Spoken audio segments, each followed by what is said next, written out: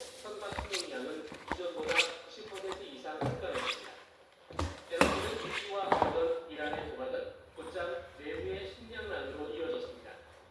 이란은 매년 소비하는 국물의 47%, 약 1,400만 톤을 이 해협을 통해 들여옵니다. 공세 이후 수입비리 맞추며 식료품 물가는 이미 2배 넘게 뛰었습니다. UAE, Saudi Arabia, Qatar, Bahrain, Kuwait,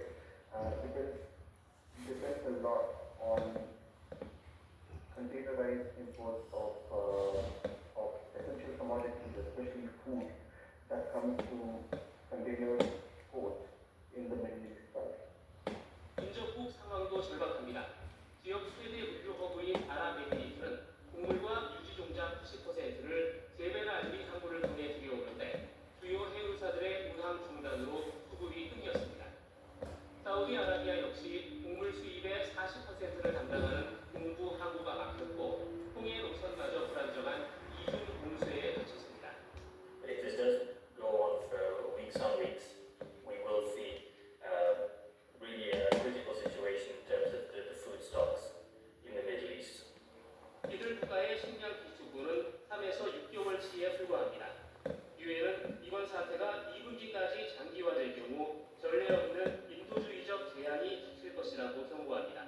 Disruption to shipping and travel routes are not only affecting humanitarian supply chains, but also the movement of aid workers and also threatening to supply food insecurity in many areas across the region. 상대를 압박하기 위해 뽑아든 해협 공세라는 한란이 스스로와 이웃 국가들을 굶주림의 공포로 몰아넣고 있습니다. YTN 권영입니다. 세계 핵심 원유 수송로인 호르무즈 해협을 봉쇄한 이란. 하지만 중국은 예외인 걸로 전해졌습니다. 이란과 이락을 맺었다는 외신 보도에 중국 당국은 긍정도 부정도 하지 않았습니다. 베이징에서 강정규 특파원의 보도입니다. 화염에 휩싸린 유조선에서 시커먼 연기가 뿜어져 나옵니다. 호르무즈 해협을 통과하려다 이란 생명수비대에게 공격을 당한 겁니다.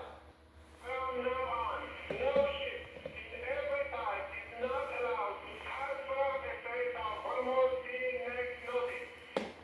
블룸버그 통신은 지난 1일 이란이 호르무즈 해협 공세에 나선 뒤 통행량이 95% 급감했다고 전했습니다. 영국 해상무역기구는 지난 3일 기준 해협을 통과한 선박이 한 척도 없다고 집계하기도 했습니다. 300척 넘는 유조선들이 갈 곳을 잃고 바다 위에 정박해 있는 것으로 알려졌습니다. 실제 선박 위치 추적 지도를 보면 활발하던 운항 흐름이 1일 이후 뚝 끊기는 걸 확인할 수 있습니다. 그러나 지난 4일 밤과 5일 새벽 사이 예외가 포착됐습니다.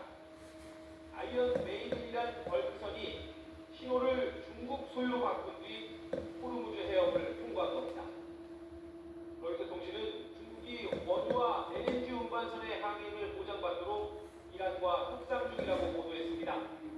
중국 당국은 관련 질문에 긍정도 부정도 하지 않은 채 원론적 입장만 되풀이했습니다.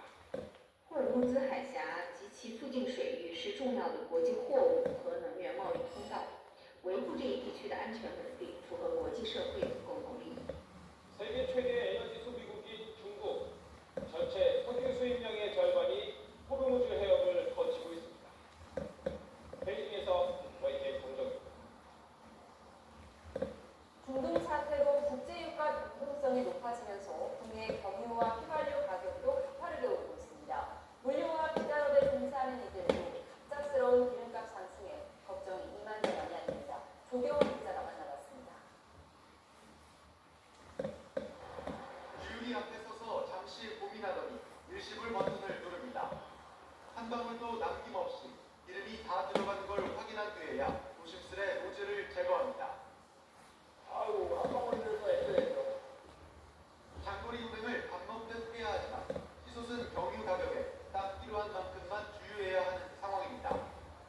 57만 원권 들어갔는데 지금 기름값으로 따지게 되면 한 67만 원까지 정도 들어갈 것 같아요. 그렇다고 마이너스고 하자니 마이너스. 최근 이어진 중동 사태로 기름이 필수인 물류업계 노동자들에게도 피해가 번지고 있습니다. 한동안 1,600원 수준이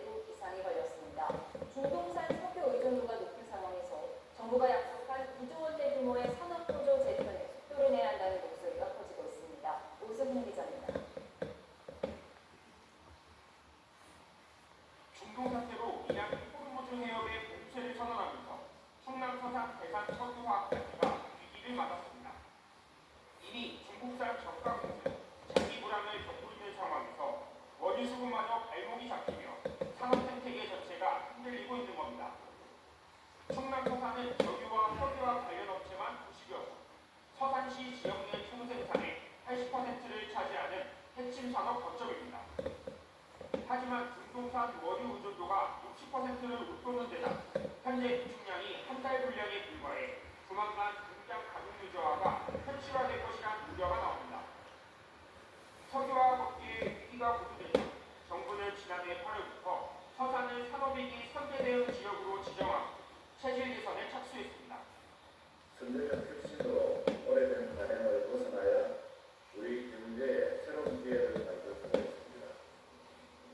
이에 발맞춰 HD 현대 오일뱅크와 현대캐피탈이 서산 사업장을 통합 운영하는 고강도 구조조정에 착수했고 정부도 신규 자금 지원과 대출의 영구채 전환 등 최대 2조 1천억 원 규모의 금융지원 패키지를 약속했습니다. 향은 지금부터입니다. 앞으로는 수익낸 계획이 현장에서 차질 없이 이행되어 실질적인 성과를 이룰수록 더 함께 노력해야 합니다.